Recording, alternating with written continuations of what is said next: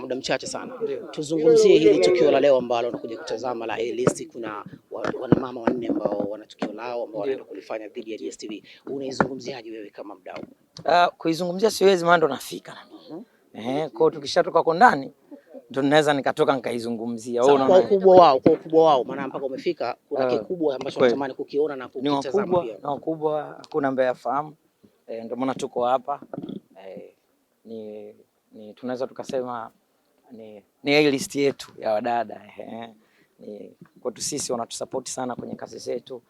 Binafsi wananisupportigi sana. Kwa nimeona nina kila sababu ya kuwa hapa na kujua kuna nini.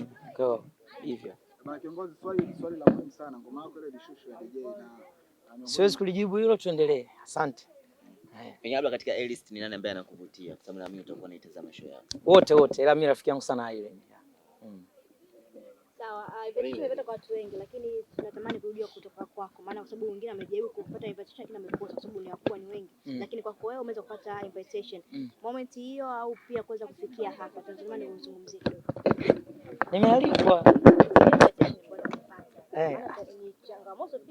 Mimi nimealikwa, alinipigia Irene akaniambia bwana, kuna jambo letu liko hivi hivi, karibu, nikatumiwa na kadi yangu, niko hapa. Asanteni sana. Kwenye muziki kidogo. Ngoja tumalize hili. Tunatoka tutapiga story. Msimu huu wa Sabasaba, usiruhusu biashara yako ipoe, kwa sababu Global TV inakupa fursa ya kuchangamsha biashara yako. Okoa hadi 50% ya gharama za matangazo na uwafikie mamilioni ya wateja kupitia vifurushi vyetu maalum vya Sabasaba. Chagua kifurushi chako kuanzia 250,000 hadi 500,000 tu.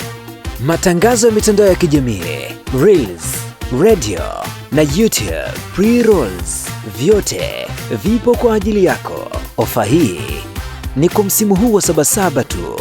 Wahi sasa. Wasiliana nasi kupitia namba zinazoonekana kwenye skrini yako. Global TV, tunakuza biashara yako.